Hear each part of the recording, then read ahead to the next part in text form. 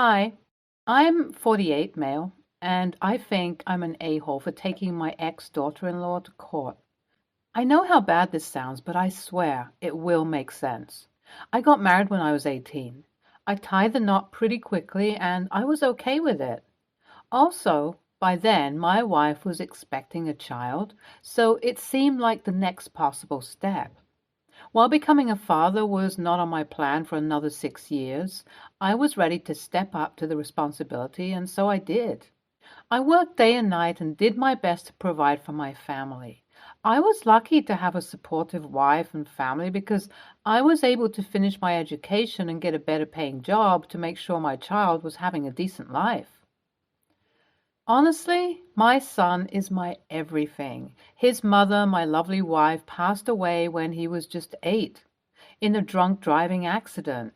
It ripped me apart to lose the love of my life, but having my son there for me really pushed me forward. Even in my darkest moments, all I could think of was my son. I knew that he deserved so much better. I did my best to be there for him, be his both mom and dad, because I knew what I had to do for my son. I did not even consider dating until he was 14 because I wanted to be there for him. And by then, honestly, my desire to date had disappeared. I found better things to keep me busy. One of those hobbies was woodworking, and I met Tom there. Tom was your average guy. He was about 9 years younger than me, and we enjoyed working together in our woodworking classes. When we were discussing the housing market and how I was hoping to buy a house for me and my son, Tom suggested the house next to his. I was interested, and on checking out, I loved the house. It was a quaint little house next to his, and it was quite cozy. I showed it to my son, and he liked it as well. While that did mean that he would have to travel via bus to his school, he was not too upset about moving. We moved into that house when my son was 12.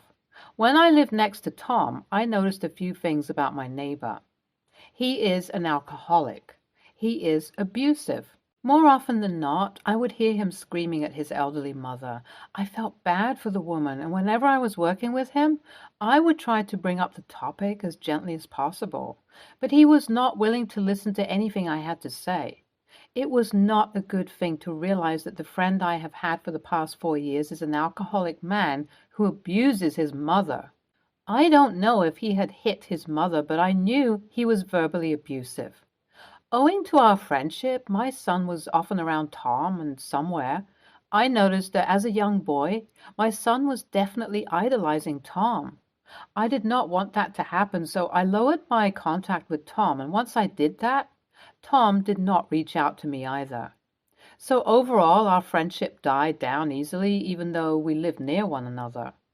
Now, when my son was 18, he decided that he wanted to join the army, and before he left for the boot camp, he married his girlfriend, who he had been dating for about 4 years by then. I kind of did not want them to be married because I knew the difficulties of marrying this young, but at the same time, my son insisted that he would be able to keep everything afloat. He was going to boot camp and then he would go for deployment, but that did not stop him from wanting to provide for daughter-in-law, and I did not want to argue with him about this. So eventually, it was me and my daughter-in-law living in the house. As I was busy with my work, more often than not, daughter-in-law would be home alone. I didn't want to make her uncomfortable by being too friendly with her because I knew the poor girl was uncomfortable not having her husband around after marriage. While I was not around, daughter-in-law got very friendly with Tom. I did not know about their friendship until one day I saw daughter-in-law doing the walk of shame from Tom's house. On confronting her, she told me that what she does with her life is none of my business because she's happy with Tom. My son is a loser who left her to serve his country, and Tom gives her what she needs. Hearing those things definitely upset me. I informed my son about this, and after a few argumentative calls, daughter-in-law decided that she will not live with me anymore and she will file for separation. The separation was filed and she left the house. I would be lying if I did not feel fatherly affection towards her, so As a father figure, I told her that I knew Tom, and I know that he is an alcoholic with abusive tendencies and she should really not be with him. Daughter-in-law told me to mind my effing business and let her do her own thing. In the heat of the moment, I told her that she will regret it, and that when she comes back, I will not help her. She said that she will never be back, and that if she ever comes back, I can sue her. She promised to never bother me again. I believed her. My son was very broken and angry because every time he came back, he would see his ex pressing around in the house next door. That led to him not coming home that often. If he was not deployed, he would be out traveling with his buddies. Over the past 9 years, I have seen things get worse in Tom's house. Tom's mother passed away mid-COVID, and after that, I know for a fact that my ex-daughter-in-law is the one who is getting screamed at. I know that it is not my business, so I just kept my mouth shut. Now, 9 years later, 2 days ago, my ex-daughter-in-law dropped by my house. She was upset with me for not warning her enough about Tom. She stormed into my house after Tom had thrown her out in a drunken rage, and the first thing she said was that this was my fault. If I had brought up my son better, he would have known to be a family instead of serving his country, and she would not be stuck getting abused. I tried to calm her down and told her that this is not my responsibility to tell her what she should be doing, and not because when I did tell her, she refused to listen to me. When I said that, my ex-daughter-in-law decided that the best thing to do would be to tell me to F off and kick the shelf I keep in my living room, as I let her in, and break it. Understandably, I called the police on her. They caught her fleeing the area, and when asked, I pressed charges on her. When the news reached her parents, they did not hesitate to call me an a-hole. I told my son about it, and he too called me an a-hole for doing this. So now I'm wondering if I am an a-hole. Update 1. My son and I had a long conversation, and he apologized for calling me an a-hole. He said that even though he did think I was an a-hole at that moment, now that he has had time to think about it, he has come to the conclusion that I am not an a-hole, because all I did was do what I should have done. If it had been anyone else in her position, I would have done the same, as that would have been the most logical step to take. However, he also knows about the promise that she made to me that when she comes back to me, I will be free to take her to court, so he assumed I had done it because of that. After our discussion, my son and I have decided that once this is over, I can move somewhere else where I do not have to be around daughter-in-law and Tom.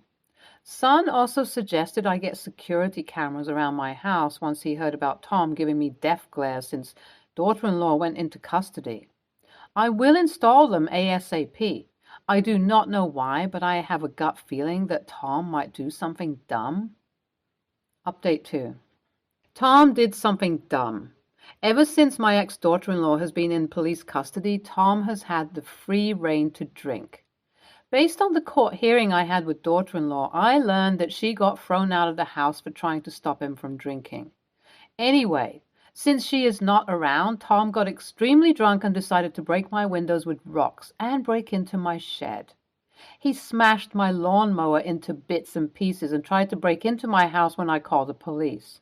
He too is now in custody. As far as the trial with my daughter-in-law went, I explained to the judge that she committed adultery with my son, and since then we parted ways, even though I did warn her. She did not listen to anything I had to say and decided to be with Tom, who is a raging alcoholic. I also explained to the judge that I did take her to my house when she came knocking on my door because I wanted to keep her safe. But then she started fighting with me and broke a shelf before running away, which led to me calling the police. So that is how that one went. Judge ruled in my favor, and I am hopeful that I will be okay when it comes to my case with Tom as well. Update 3. The case with Tom went through. I won this one again because of the security cameras my son suggested I place around the house. He had to pay me a fine and is now forced to get rehabilitated. With the money I got from daughter-in-law and Tom, I decided to fix up the house and put it up for sale because I do want to move out of the house. My son is supportive of the idea, and as I have settled down in my new house, I managed the time to update you guys regarding everything. I never thought I would end up in this type of situation, but it is what it is. I am glad that my son dodged her, though. I did not want him to lead a miserable life. Hey, OP, NTA, I think you did the right thing. If I was trying to help someone and they damaged my stuff after blaming me for their mistakes, I would have done the same thing. I think you should speak with your son about this in detail so that he really understands everything. NTA, you did what is expected of you, and I do not understand why you are being called TA. Next story. My wife has two sons with her ex-husband, 13 and 17. I have two daughters with my ex-wife, 10 and 12, and together we have an almost 2-year-old son together. All our kids get along well, and we have a good relationship with each other's children. My parents are very doting grandparents to my three bio kids, but have always been standoffish with my stepsons. There have been lots of little things over the years that have shown how little they care for them. They have never once bought them a birthday present. My wife's parents get my daughters gifts, and at Christmas they are always given the most pathetic, cheap gift. It's not always bad, as there has been times when my dad in particular has been good at engaging with them. In November, he came with me and the boys to watch a football game and go out for lunch, and everybody had a great time.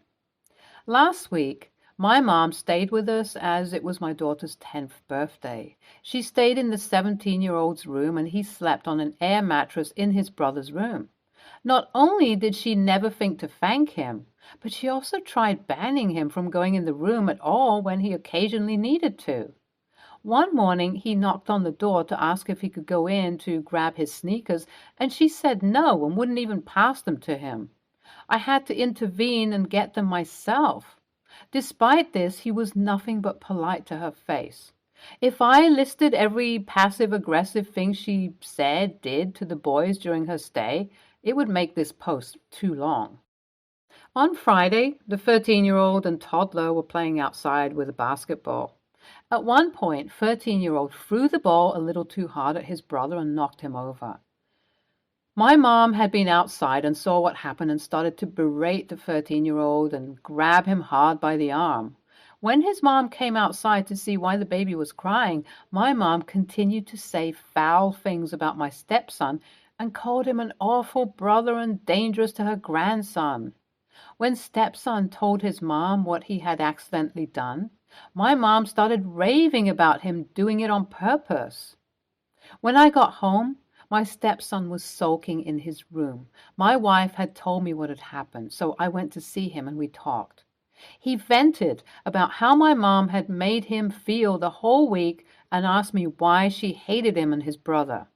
This made me angry, and after talking with my wife, I decided to ask my mom to leave and told her she wouldn't be welcome back until she corrected her attitude towards my stepsons.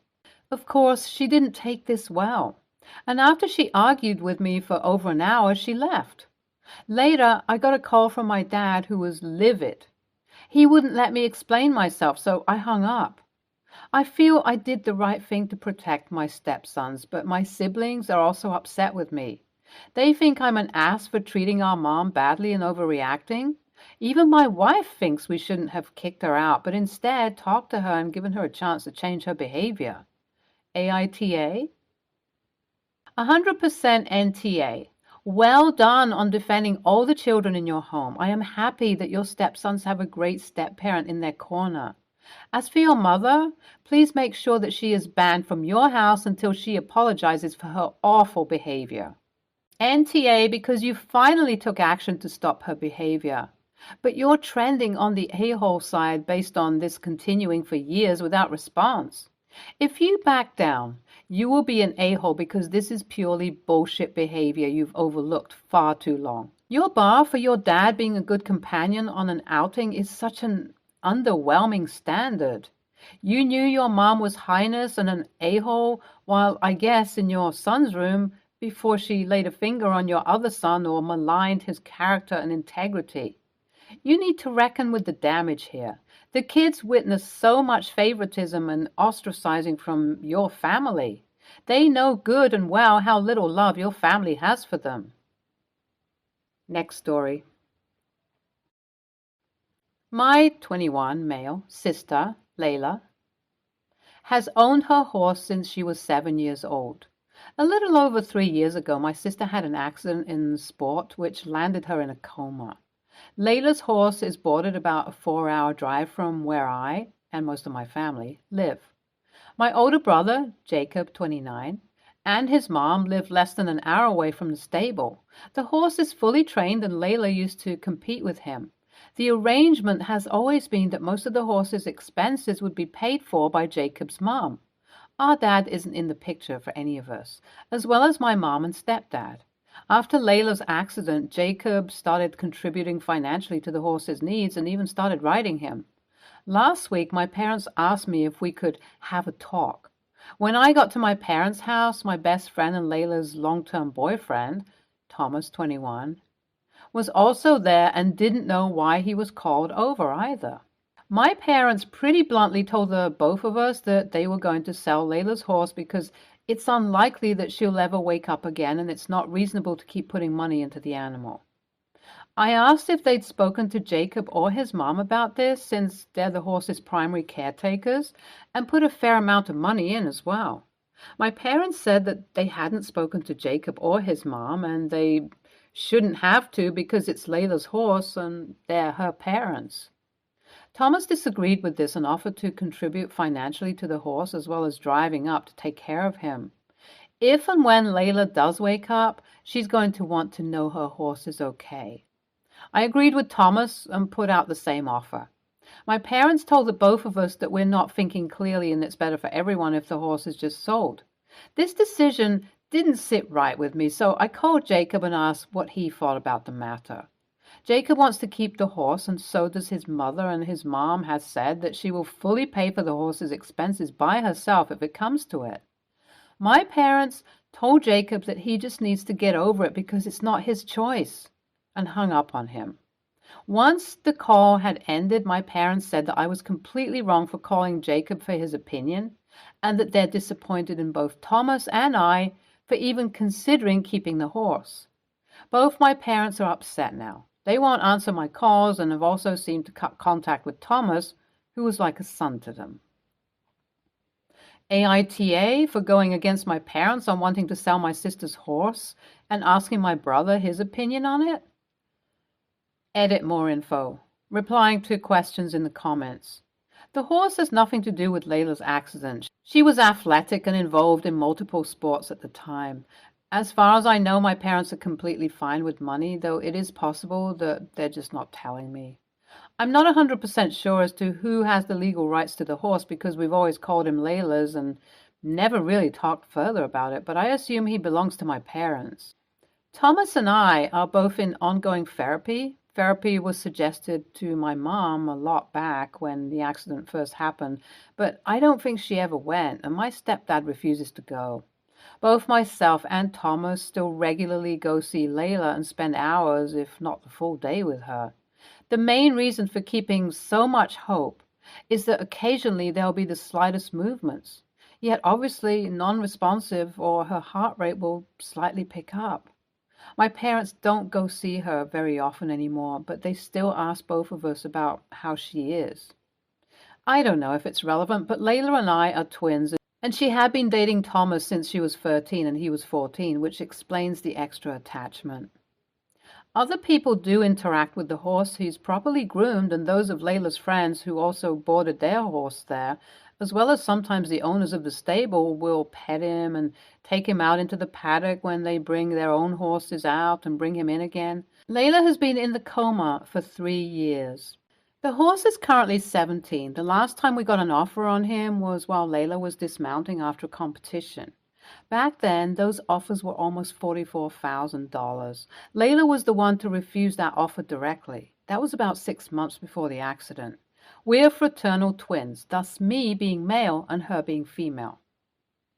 NTA, Can you, Thomas, Jacob, and his mom pool money and buy the horse for Jacob and his mom? You are already putting money into the horse's care or willing to do so. Stay tuned for more stories from our girl relationships.